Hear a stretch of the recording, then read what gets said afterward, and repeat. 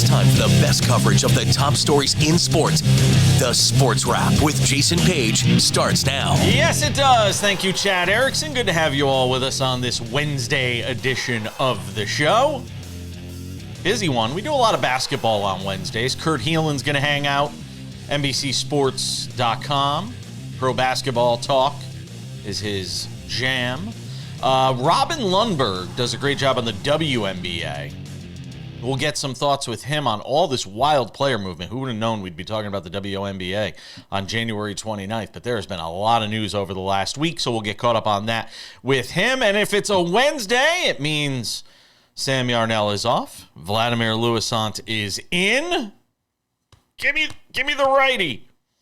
And Vladimir Louissaint hangs out with us on Wednesdays from WQAM in Miami. Is the Sandman playing right now? Something like that. That. If I had the right, if I didn't have to pay for it, I would play. Right. But I'm cheap, so we're not going to pay for it.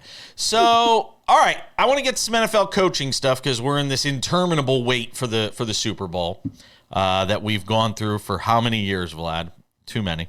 Oh, you like the 1 week? You like straight the next week Super Bowl? You don't like the 1 week? I don't need a cooling off period. Let's just go, man. I just need to. This is awful. I hate it. If I could just run best of for the entire week, little behind the curtain for the audience, I'd just run best ofs all week. You'd be seeing Tom Brenneman interviews for 5 days in a row, and the best of 2024. But I can't do that. So let's talk about it. Mike McCarthy has decided to stay out of the coaching pool, or he's not going to coach this year. I think some of that was forced by Jerry Jones, basically doing him dirty. Nasty work. Doing him dirty. Nasty work. Yeah, doing him dirty and saying, "Hey, you're gonna stay here till the end of your contract. We're not gonna let anybody talk to you." Meanwhile, in the game of musical chairs were being filled, and by the time he was ready to go interview, well, the Saints job was available, maybe the Jaguars job, and that was about it. So Mike McCarthy has elected to wait until the 2026 coaching cycle. He will not coach in the league in 2025, but you never know. Maybe somebody gets fired. You bring him in as an interim. I don't know. I doubt it, though. Usually you don't go outside the organization to hire an interim. And it makes you start wondering what jobs might even be available to him next offseason. I know we just got into this offseason, but you start thinking, could the Giants job be available next offseason? They never fire their coaches, though. It's Zach Taylor's on the hot seat, bro. He's on Cleveland. Cleveland could be available. Fancy, yeah. Yeah, I mean, I'm just trying to Buffalo. think. I'll give you Miami. Miami. Yeah, but, I know people are going to be wondering why Buffalo, but I mean, after a while, you're not alone.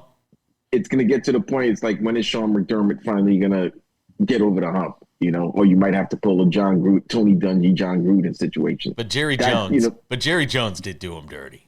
Jerry Jones did him dirty. Now, Jerry did Mike so nasty because I think the Bears really wanted to talk to Mike McCarthy and really gain his interest. And Jerry saying, no, you're going to wait till the days of your contract is expired and then talk to him for a couple of days and then decide that we're not going to bring him back. You had no intentions of bringing him back. So doing Mike McCarthy dirt like that is dirty. But the other thing, though, Jason, might be a good thing, McCarthy, to take a year off. That was a total mess you had to deal with for 4 to 5 years. It was a spit show. Yep. It was an ish show. And second, the jobs that were really available, did Mike McCarthy want to be the coach of the New York Jets and have to deal with the Aaron Rodgers Jaguars situation though? over again? Jaguars isn't a terrible job.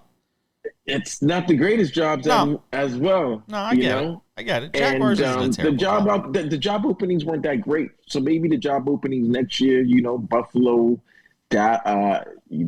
what else? The Giants situation. Yeah. Those. Yeah, there's some better opportunities maybe in 26. What if the Rams job too? Because if Stafford leaves and they go into sort of a rebuild mode there, if Stafford leaves, no Cooper Kupp, all of a sudden you start to look at the Rams. Sean McVay might say, "All right, my time's up here.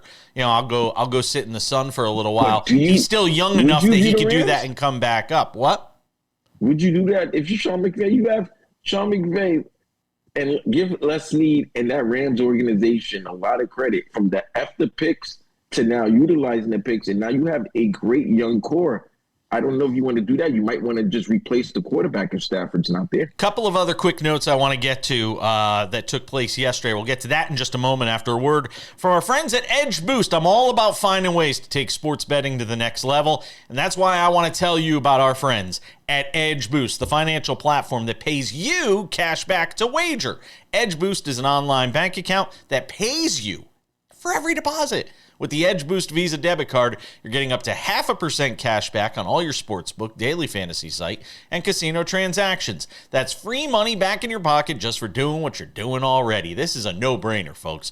Take it from me. Plus, your Edge Boost debit card starts with a $250,000 daily limit. It'll never be declined for gambling activity, and they've got built-in tools to help you stay responsible, and there's absolutely no hidden fees or minimum required balances. So stop leaving money on the table. Visit edgeboost.bet to learn more. That's edgeboost.bet. And right now, use the promo code WRAP, W-R-A-P, and get a free upgrade for your account. W-R-A-P is the promo code, or just scan the QR code below. All right, Cliff Kingsbury and Chuck Pagano made news. We'll start with Pagano fast here. He decides to come out of coaching retirement, and it's a curious choice. He goes to work for John Harbaugh over at the Ravens as the defensive backs coach. Let me tell you, if you're taking a DB coach gig and you're Chuck Pagano, you must really love coaching. That's one. Cliff Kingsbury has pulled his name out of the running for anything in the head coaching ranks in this offseason, the Saints' job being the only job remaining.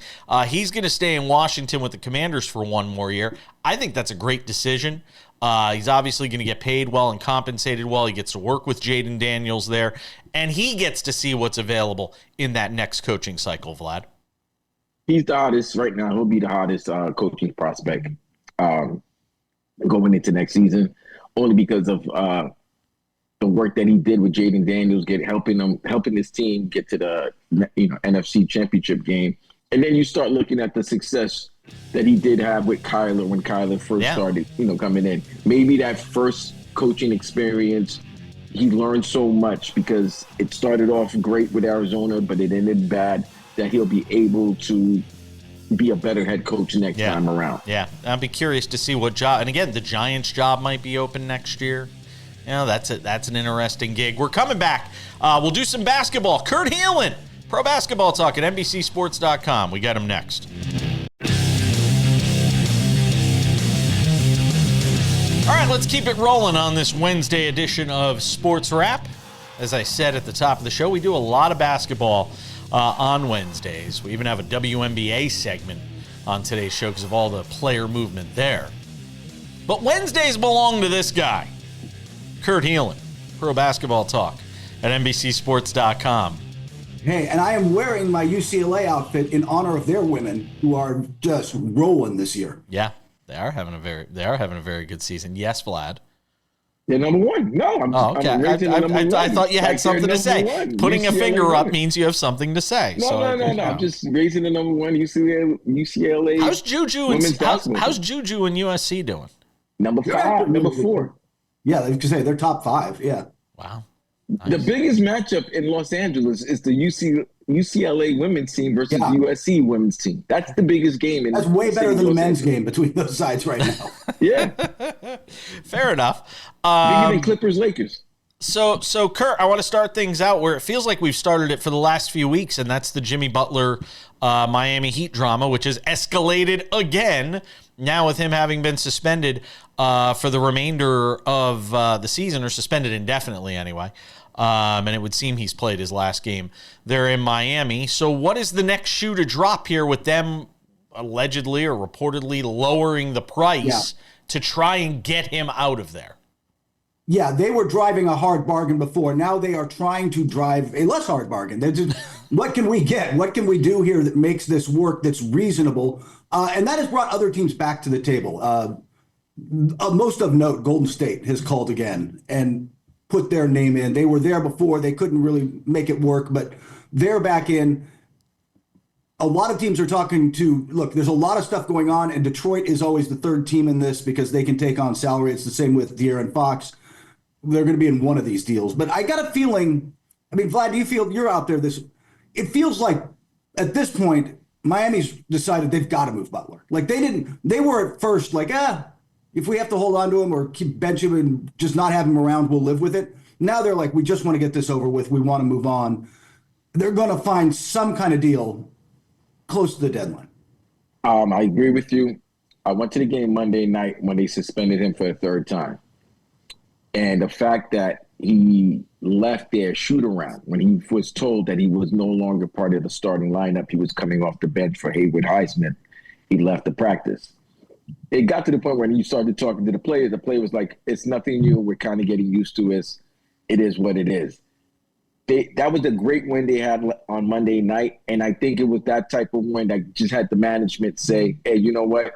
It's over. We gotta figure out a way to get this guy out of this team and away from this organization, which is why I wanted to ask you, when you say now that more teams are coming in, I was at the game, like I said, and I wasn't sitting too far from where Mr. Riley and Alonzo and the Heat brass were. Big time Vlad here. Here we go. Big time. They had monitors. Vlad's paying for the good seats, yeah. Yeah. They had monitors, obviously next to them. And let's say there was a group of 9. 8 of them had the game on Heat Magic, which is what they were watching. But one game was on Knicks Grizzlies. I don't understand why, if you're watching a game of your team, why that particular game is on. Unless a team who's rumored to want Jimmy, you're looking at their roster, you're looking at the game. Am I crazy to assume that or not? You are not crazy. Look, wow. Memphis absolutely has interest. I know Jimmy Butler said, I don't want to go there. I wouldn't be happy. He's threatened to be disruptive, which Jimmy is fully capable of doing. But let's be honest. If you're Memphis and you see that you've got a chance right now, like this is a good team with depth. If you can get Jimmy Butler without giving up too much, without giving up a core piece, you make a run for this year. You bring in Jimmy and say, hey, we're going to do this year. Look, why Jimmy doesn't want to go there is the contract, right? Memphis has pretty much said, I don't know that we want to pay him what he wants to get paid down the line. And so it's about the money. But Memphis might be willing to just say, what the heck? Let's go in and do this. Let's make a run, because after Oklahoma City in the West, I don't want to say it's wide open, but there isn't a standout team in the West. Yeah, I kind of agree with you. I got more to ask on the Butler situation, and we'll do that in just a moment. But first, a word from our friends over at Credit Associates. Jimmy Butler's contract, well, it's blocking him from being dealt and blocking a lot of teams from potentially picking him up. Just like your credit card debt might be blocking you right now. Are you $10,000 or more in credit card debt and over your head trying to make monthly payments? Well, there's a powerful debt relief program the credit card companies don't want you to know about. Overcome the debt trap of multiple credit cards, high payments, and high interest rates that keep you in debt for decades. With one affordable low monthly payment, Credit Associates can help you do that. Their debt relief program can help you resolve your debt in as little as 24 to 36 months. It's Halfuary. What are you waiting for? They're saving you thousands of dollars and decades in debt.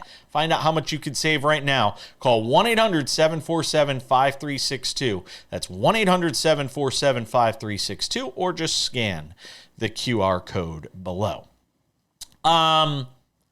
Can Phoenix make it work? Because obviously Bradley Beal is potentially on the move as well. Or do the numbers just not add up? Does a third team have to be involved? There's going to have to be 4 or 5 teams to make that work, and you're going to have to find somebody who wants to take on Bradley Beal. And look, 2 years after this one at $110 million, and he's been okay this season. He's been good, but not that kind of money good. Milwaukee has been rumored, although they're also interested in Zach LaVine. They're going to I'll tell you, if there's a team you want to see try to make a bold move at the deadline, it's Milwaukee.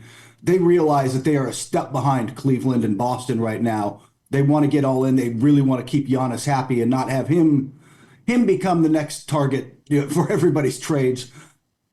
They are going to try to make some kind of bold move, and Beal might ultimately be the guy they have to go with. They ship out Middleton and Bobby Portis and try to make it happen. Real quick, in the final 40 seconds here of this segment, are they going to move Yusuf Nurkic? They are trying to move Yusuf Nurkic and attach. That's one of the reasons they broke up those first. They're going to have to attach a first to it. But that's almost secondary now to getting something else done with Beal. So, yes, probably. Somebody will probably take him on, but they're doing it for the first, not really for Nurkic. I got a whole bunch of other stuff I want to ask you about, but I've left myself this awkward 30 seconds, so I'm just going to sit here and play a musical interlude, and we'll just all stare at each other. Since my clock management here in the segment kind of stunk.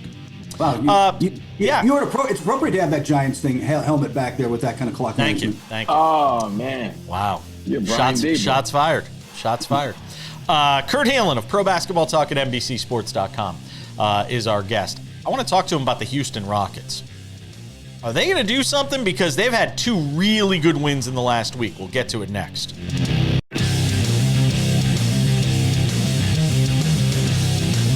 I'm not going to lie to y'all. Wednesdays really might be my favorite day on the show. No offense to Sam, who I love having on the show. But I swear I can easily justify just doing an entire hour on Wednesdays in the NBA. With our man Kurt Helin of Pro Basketball Talk at NBCSports.com. And Vlad Louissaint is our Wednesday B chair on the show. So I love being able to because we literally sit here during the breaks while you're watching commercials about like ED meds and stuff. I'm sitting here talking to these guys, and it's like we're doing a whole nother show off the air while you guys are, trying to find out how to put grandma in her best senior home. Look. Can I set you up here? Yeah, Can I set you up here? Sure. Breaking news. Yeah. In the NBA. Uh-huh. Lakers center Anthony Davis is out for a week with an ab strain. That's a bad injury to their all-star. Yeah. All right. Well, let me ask you, since you brought up the Lakers, Anthony Davis says they need another big man. Clearly, he must have known that he was going to miss a week or so with an ab strain. What are they doing in terms of the marketplace for trying to add a big? They're going hard at the market trying to add a big at a fair price. Jonas Valanciunas has been mentioned, Nikola Vucevic, and the fire sale in Chicago. What should be a fire sale? I'm not really sure it is, but they're both. And there's other bigs out there. Nick Claxton might be available. The Lakers are working hard to find a big to put next to him. It's a little hard. You're basically offering Gabe Vincent and a pick of some kind to make it happen, and you're only going to go get so much for that. No, but okay. So we said the Bears. I mean the Bulls. The Bears. Chicago is definitely a team with so many players that can help. Good teams become contenders. I think like what the problem is, like when you hear Golden State, team like Golden State's they're mid. So adding a Jimmy Butler, it's just you're still mid. You know what I'm saying? Like you're still average or maybe a little bit above average. I'm looking at teams like the Knicks who probably can add another player. Why? Are they going to actually play another player if they get him, since Tom Thibodeau only likes to play 8 guys? Well, I mean, if the guy's healthy and capable, I think he'll play. The Cavs maybe want to add maybe another piece to their team. Those are the teams that I'm looking at that can add players like a Zach LaVine or Vucevic or players on the Chicago Bulls that can really, really strengthen your roster and really give you a chance to contend in the playoffs for the title. You know who's really good out of Chicago and would be a great fit in a lot of places, and it's just been great this year, is Lonzo Ball. Like it took forever for him to get back from 3 knee surgeries. You've got to limit him to about 25 minutes a night. But 25 minutes of quality bench play at the point guard spot is huge. And he's the guy who could really shift things for the right team, who's looking for a backup point, somebody who can kind of run the second unit. As much as Zach LaVine may end up in Milwaukee and try to liven them up, or Vucevic goes wherever, Lonzo Ball might be the guy who actually makes a difference for some team. Kurt. So you think Lonzo Ball going to a team like, say, Houston? Like, because Jason was talking about because I was about Houston, to bring up Houston. Thank you for stealing my thunder, like not the Oklahoma City Thunder, but my Thunder. Thank you. Go ahead. But no, a team like Houston, who has Fred VanVleet, but you could use another point guard to run the second team, to run, the second unit, especially after the wins, tremendous wins on the road in Boston, and then following that up against Atlanta last night. Oh, there goes my question. I'm just setting you up. I'm out. Thanks. Just setting you up. Yeah, thanks. Yeah.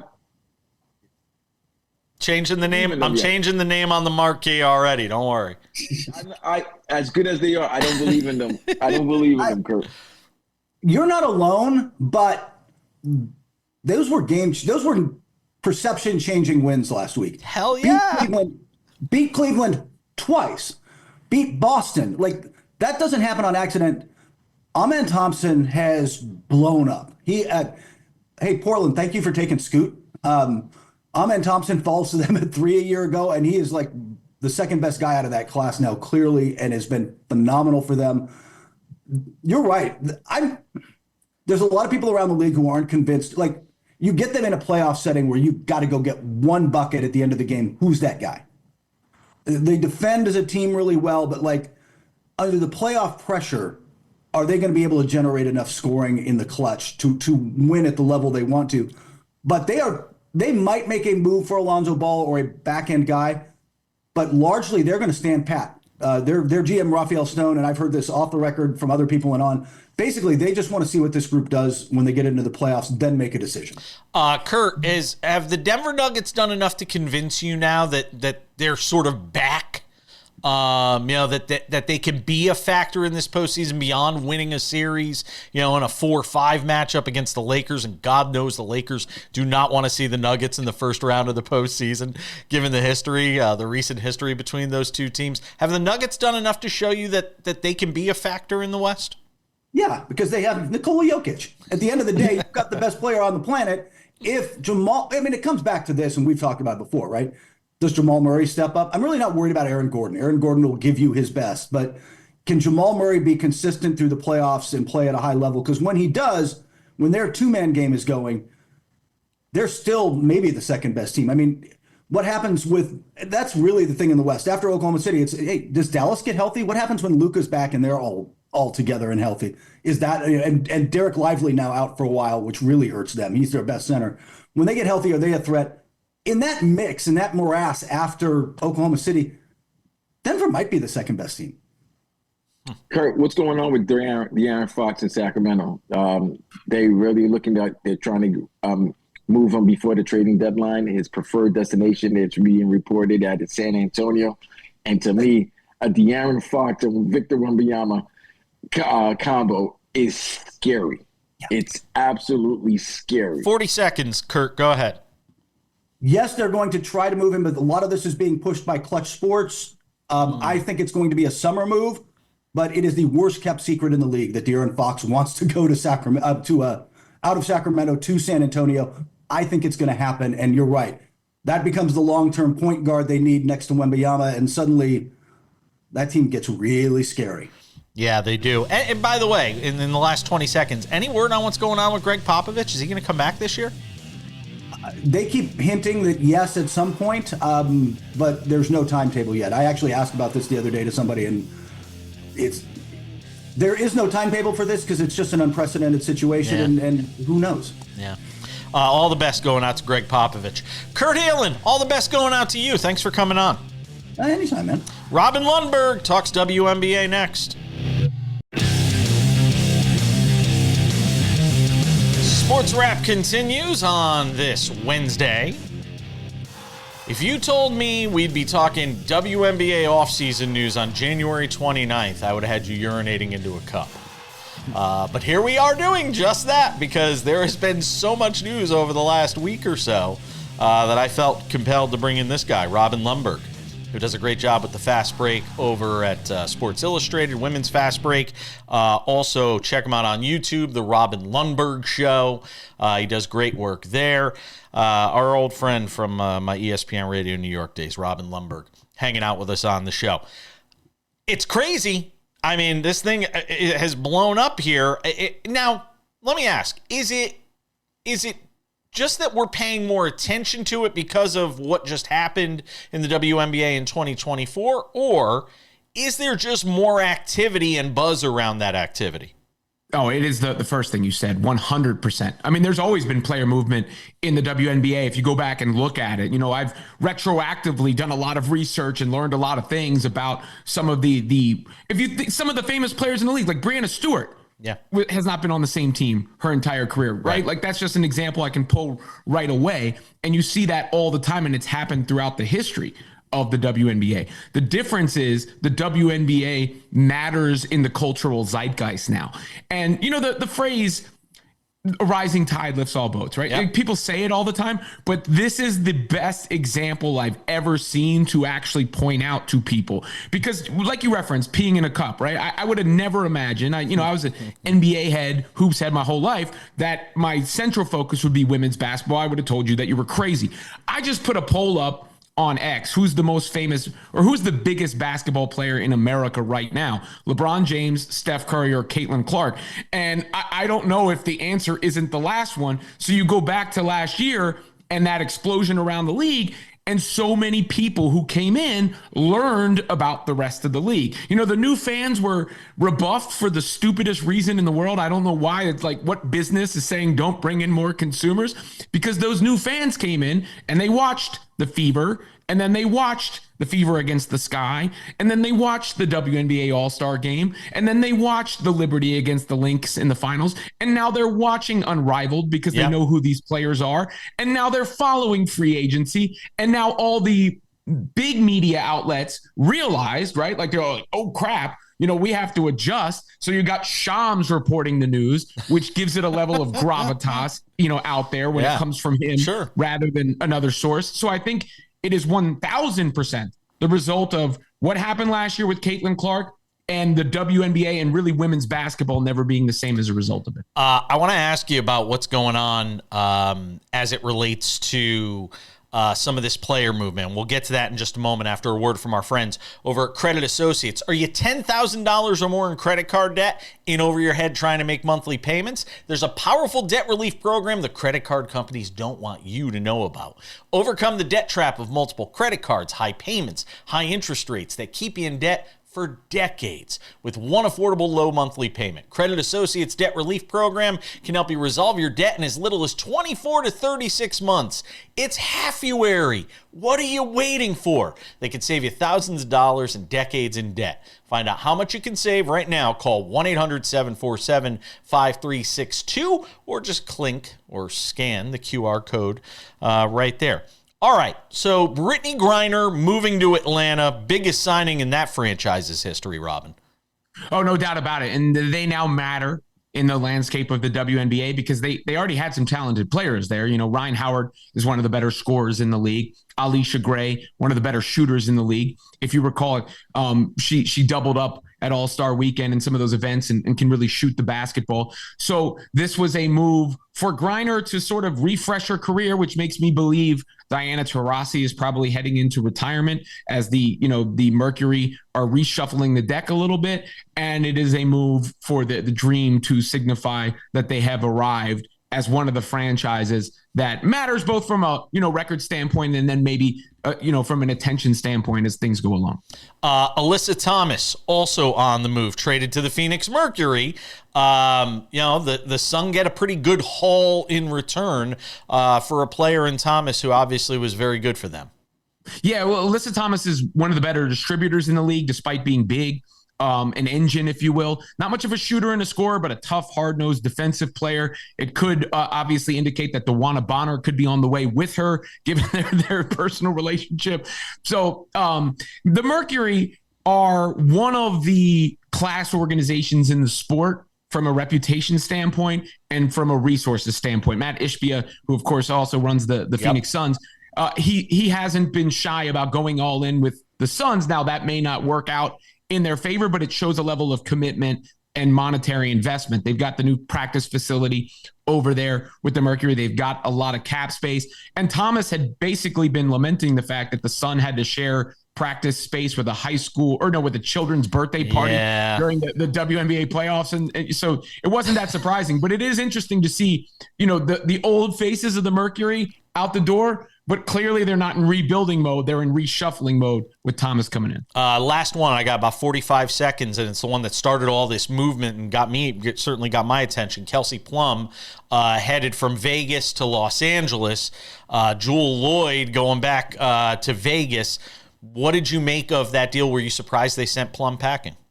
No, because she had indicated it. I love the deal for the Sparks. They get proven. Everybody's always tantalized by potential with the draft, but they get a proven player in Plum who gets to have the ball more and create more, and really is one of the most recognizable faces in the league, as you attested to. Yeah. So I think her star power is only going to rise with the Sparks. Yeah, and she's going to shine in L.A. I mean, I think she's going to be able to capitalize in a big way in Los Angeles there. Robin Lundberg, check out his work, SI, the Women's Fast Break. Also on the Robin Lundberg Show on X. You can find him doing live videos there. He's on YouTube with the Robin Lundberg Show. I always appreciate it, sir. Let's talk again soon. You got it. We're coming back.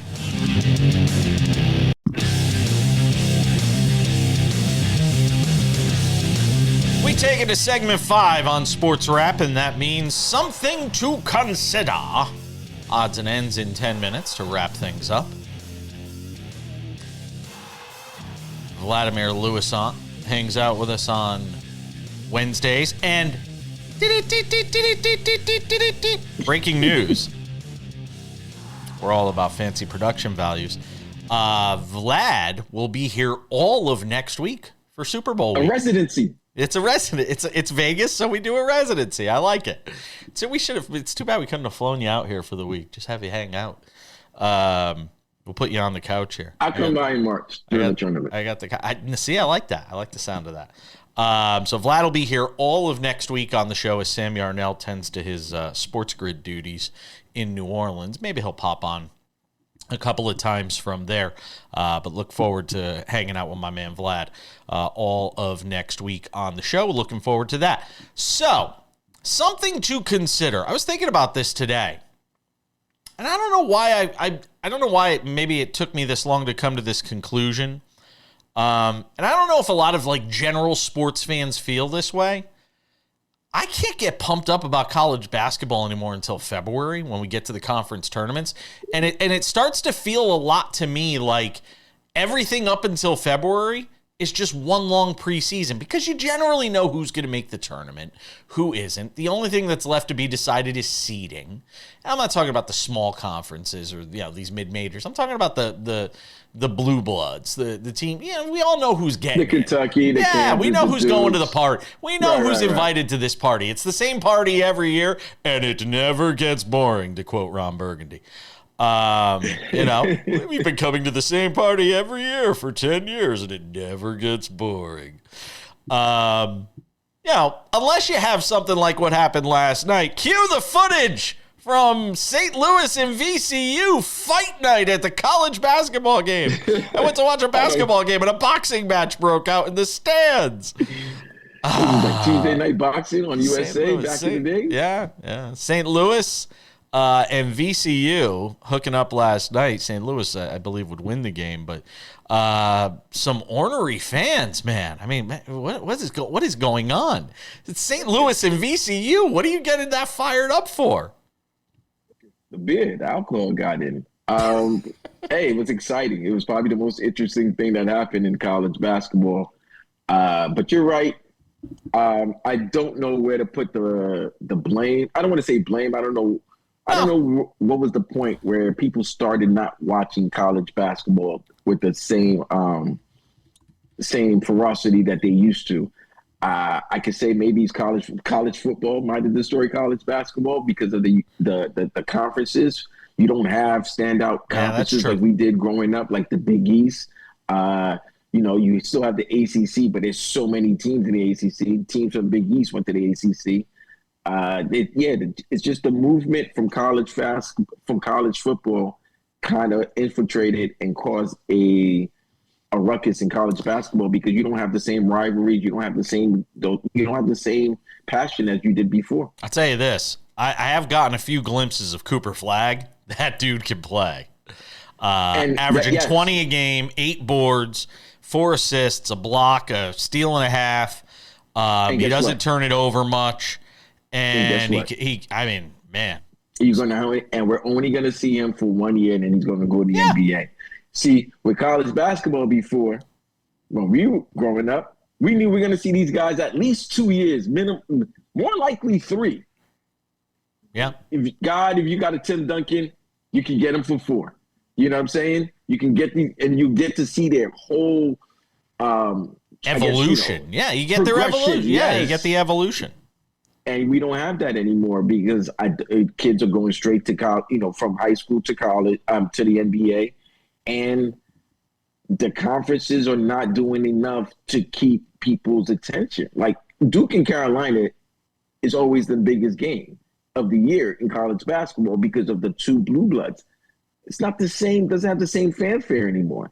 Coaches, I didn't expect Dean Smith and Coach K to coach forever, but I still expect those programs to get the great players, and they get good players, but they don't get great players anymore. Remember Duke's last great run when they had RJ Zion and Cam Reddish. But here's the thing. You look at something like the NFL, and you have you have a team trying to win a third straight. In the NFL, you have a team trying to win a third straight Super Bowl, and Patrick Mahomes and the Chiefs. And everybody is galvanized and talking about that story throughout the whole year. Well, you have the UConn Huskies trying to do the same thing in college basketball, not amidst a field of 30 teams, but amidst a field, or 32 teams, but amidst a field of a zillion teams, and nobody's talking about it. Like, it is the most underreported story right now in sports, is you have UConn trying to win a third straight national title, Dan Hurley lifting himself into the immortals of college basketball, no matter what you think of his personality, and nobody cares right now, and nobody's going to care until we get to February because they're going to be in the tournament. That's the power of football. Like, think about this. Yeah. You said it yourself. We have a week off of no football, and you would rather play your best of, but you can't. You know why? There's always some type of football content every day to talk about. Every day. It went from this sport has gone from just the offseason, the regular season, to now it's a 365, 24/7. Every day we have news cycle. We have to talk football. Once the Super Bowl's over, going straight to the combine. Once the combine's over, straight to the new season, 2025. Draft. Combine, the draft. And look what happened. And because of that, there's no attention focused on college basketball. No. That never happened before. And I don't know. Maybe the personalities aren't as big as they once was. Drafting Green Bay this year. Maybe I've never been to Green Bay in my life. I did. It was great. I need to go. Just don't go there after Columbus Day weekend. We're coming back. Odds and Ends next.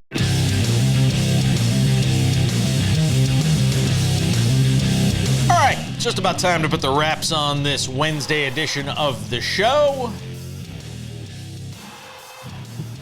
A reminder, if you miss anything at all from this fun and frivolity, all you got to do is head over to your favorite podcasting platform. We have this show available in podcast form every day, Monday through Friday.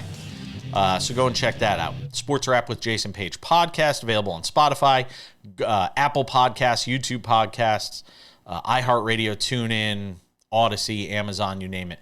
We are on all of them. Without any further delay on this Wednesday, it's time for some Odds and Ends. Odds and Ends presented by our friends over at Edge Boost. I'm all about trying to find ways to take sports betting to the next level. And you've heard me talk about it, and you're going to continue to hear me talk about it. Our friends at Edge Boost, the financial platform that pays you cash back to wager. Edge Boost is an online bank account that pays you for every deposit. Who else is doing that? Nobody. With the Edge Boost Visa debit card, you're getting up to 0.5% cash back on all your sportsbook, daily fantasy site, and casino transactions. Free money back in your pocket just for doing what you're doing already. It's a no-brainer. Plus, your Edge Boost debit card starts with a $250,000 daily limit, and it'll never be declined for gambling activity. How many times have you had that happen? Not with the Edge Boost Visa debit card. It doesn't happen. They've got built-in tools to help you stay responsible, and there's absolutely no hidden fees or minimum required balances. So stop leaving money on the table. Visit edgeboost.bet. Better yet, scan the QR code right there.